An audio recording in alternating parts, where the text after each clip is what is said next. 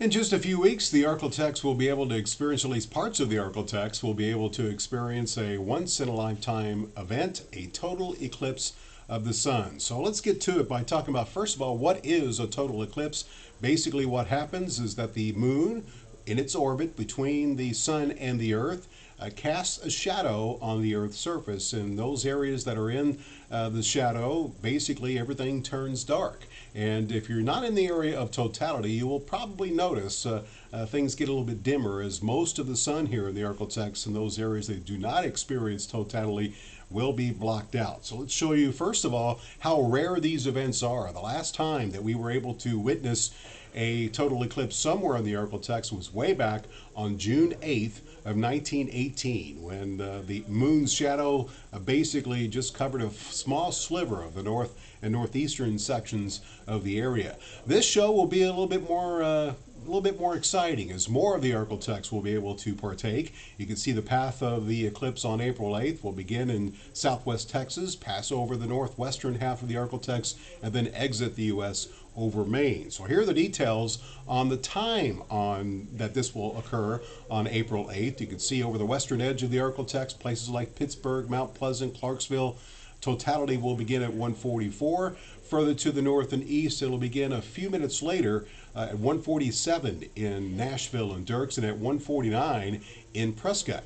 As far as how long it'll last, it really depends on how close you are to the center of the moon's shadow's path.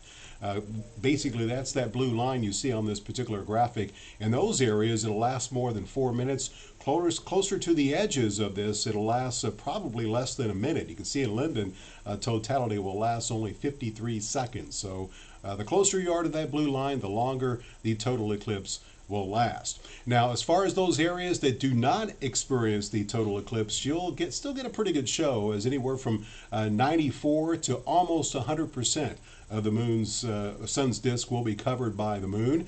You can see the times at which that will occur, very similar, 1:44, 1:45 in the southwest to about 1:49 over the northeastern sections of the area. Now, as far as how this will look, it all begins, as far as the sun starting to cover the moon, at about 12:30 in Shreveport. We'll reach the peak of the eclipse at around 1:47, when almost 98% of the sun will be covered by the moon, and then we'll see the sun gradually move away, or the moon move away from the sun, as it all ends shortly after 3.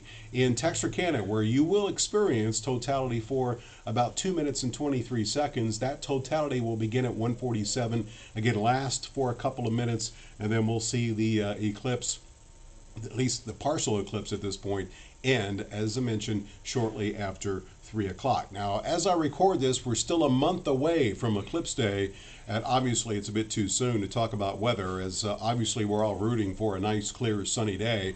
But typically on April 8th, our area experiences cloud cover in the range of 50 to 60%.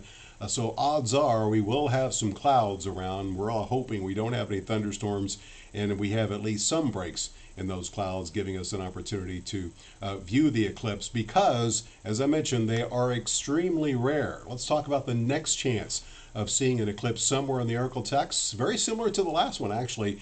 In 2045, on August 12th, we'll see a total eclipse that will pass over the extreme northern and northeastern edges of the area.